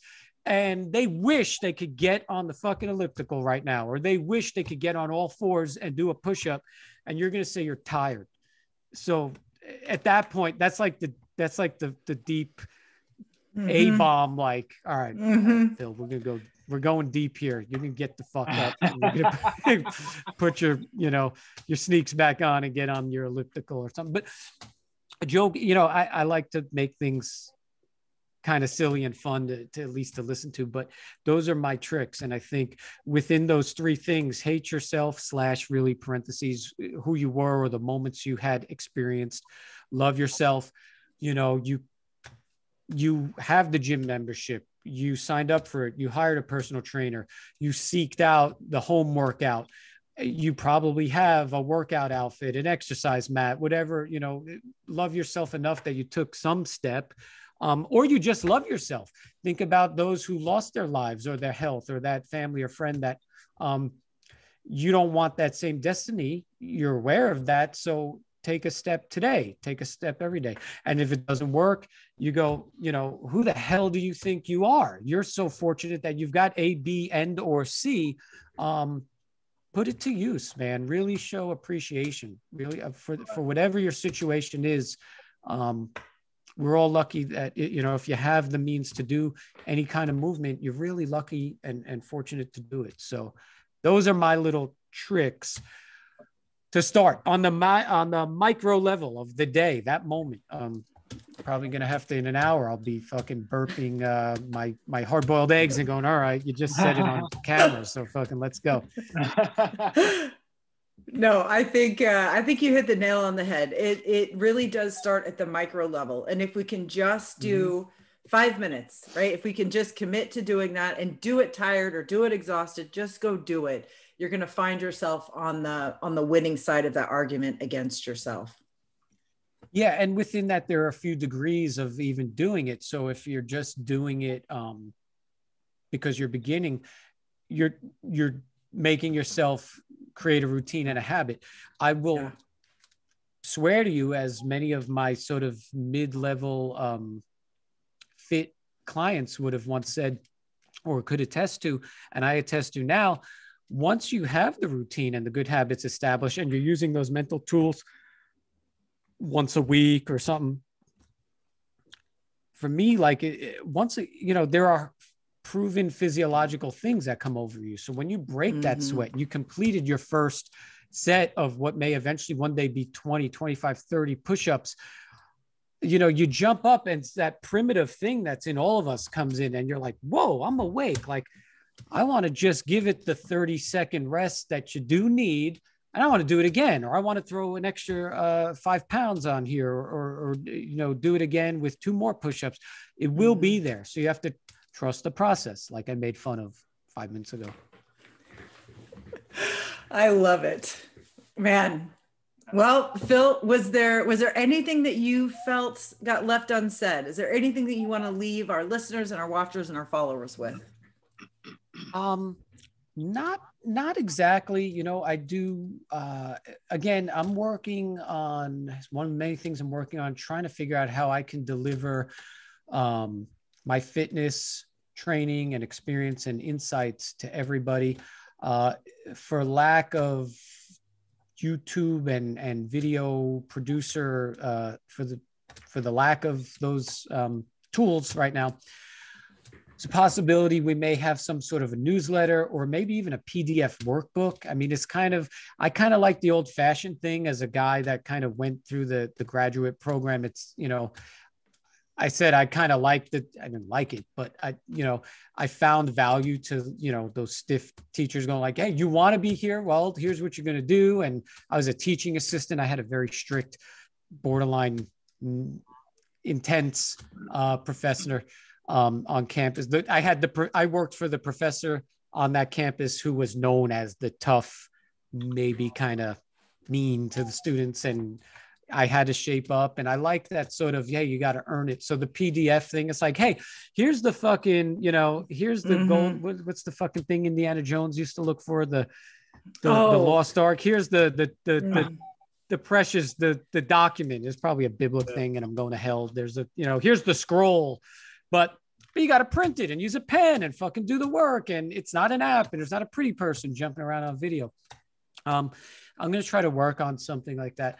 I'm a big advocate, from day one when I worked at that high-end gym, we emphasized have a program. So we just talked about doing something for the day, but once you find you have those habits created, hopefully it's soon my program or one of the programs I used to offer people, not because I don't give a shit. I mean, I want to give it to people for free, but a program, like I mentioned, there are a lot of decent YouTubers and they've usually merged their work with Instagram, because the two apps, they are different. They, on YouTube, you can have on your TV a 15, 20-minute workout, and Instagram, you can talk to people sort of day by day, moment by moment.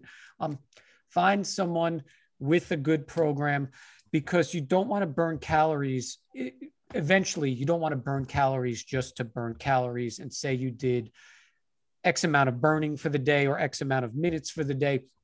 When the program and the routine is carefully created, every workout is a puzzle piece. So when I mentioned my girlfriend follows that YouTuber, and I like that she had a program, you want to always have muscles exhausted and recovering. And that's what's going to take your metabolism up, your daily metabolic burn.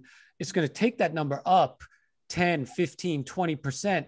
So obviously we know an Olympic athlete, a UFC fighter, these people that do intense training, 2 or 3 hour-long sessions daily, they're burning calories, through the roof.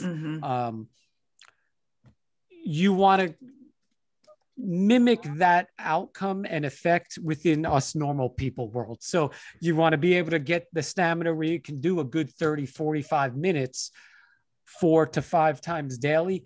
But the value and the bang for your buck, the bang for your burn, isn't just if you charted it on paper and you said, well, these 40-minute workouts each burned 250 calories. I did 4 of them. That's 1,000 calories I burnt at the end of the week. Losing a pound of fat requires 3,500 calories to be burned. So you would have to do that scenario that I just described for 3.5 weeks. But if the workouts are organized random, they're structured. So it's a leg day, an upper body day, a core day, an upper body day again. And I'm just kind of spewing off the top of my head. You'll see that pound come off in 2.5 weeks, because you're burning, if it's the right exercise with the right amount of rest, you're burning around the clock. You're burning in your sleep. Many of us have probably heard, the benefits of interval training and just really going for the gusto, get that heart rate up to 90% of max or 80% of max even, burn it out for 30 seconds, 45 seconds, and then you're chilling for a minute, 2 minutes, and you do. And there's a value to that.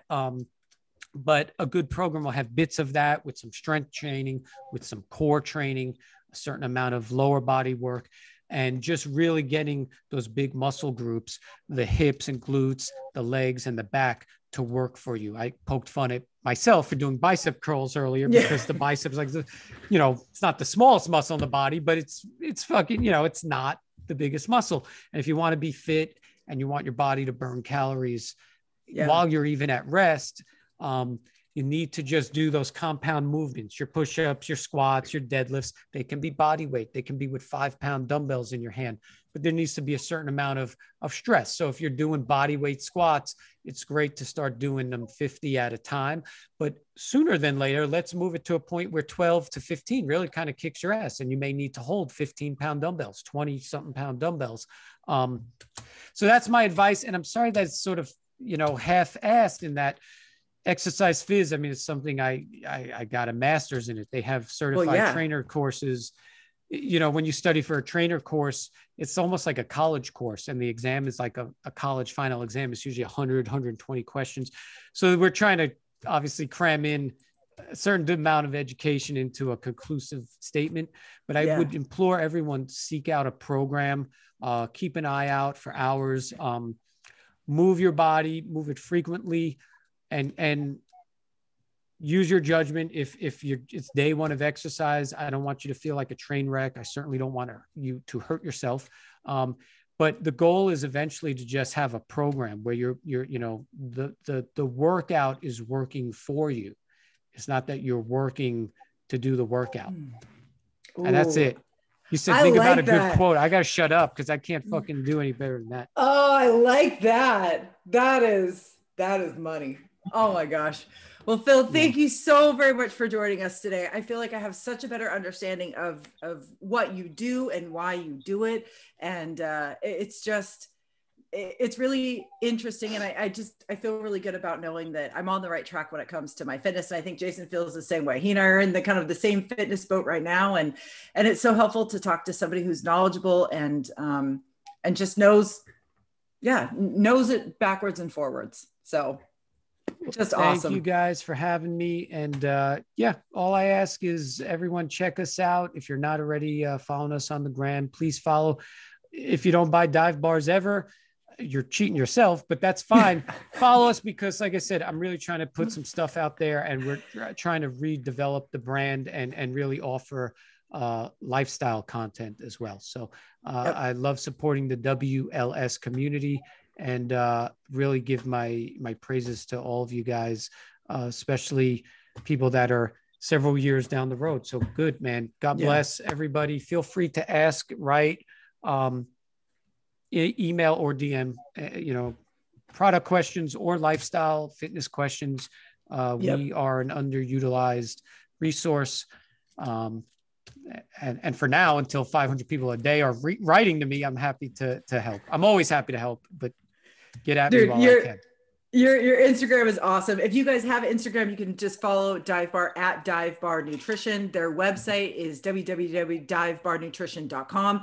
And Dive Bar and Phil, you guys always have killer like deals and giveaways, and you are always really giving back to the community. So it's great to follow, because if you are interested in trying Dive Bar, you're going to find a great sale. And Jason and I are super excited to be affiliated with you officially, because we buy a lot of dive bars, but we know that other people in our community are going to be really excited about it as well. So if you would like to try dive bars for the very first time, you can use the code E2W when you check out, and you're going to get 22% off of your order. So that's always a good thing.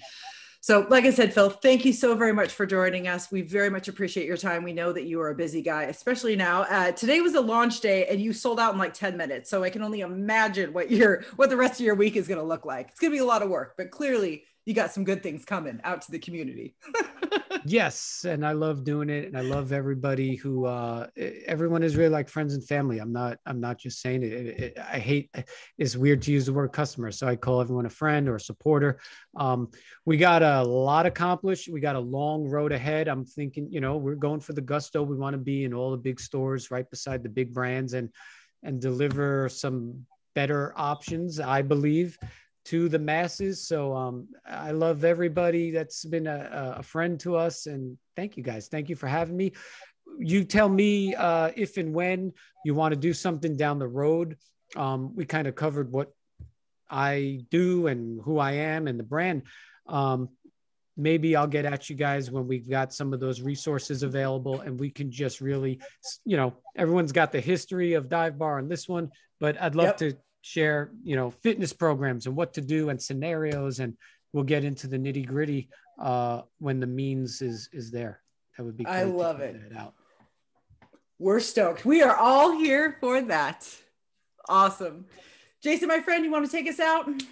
Yes, ma'am. Phil, yeah, we can't thank you enough for coming. You've been amazing to us since we reached out to you from the beginning. Like you said, everybody's a family, friend, or supporter, because that's how you've treated us since the first time we talked to you. So we can't thank you enough for that. That means a lot to us because we're just growing and just starting. So the more we talk to businesses, the more we get, you know, kind of better relationships with people. So it just kind of helps us to realize our dream at the same time of helping other brands as well. So we can't thank you enough for that. Everybody that's watching, everybody that's downloaded, that's listened, that's followed, that's brought people along to follow, we can't thank you enough, because you're like, just like we said with Phil, you're helping us to realize our dream and helping support the community. And that means more to us than you will ever know, because helping you guys helps April and I in return, because at the end of the day, we all need help. So all the help we can offer each other and the support system we can give just makes us all that much better at the end of the day. And just remember that you've got this, we've got you, and we'll see you next time. Awesome. Thanks, guys. Thanks, Phil. Bye-bye. Talk to you soon. Thanks, guys. Thank you.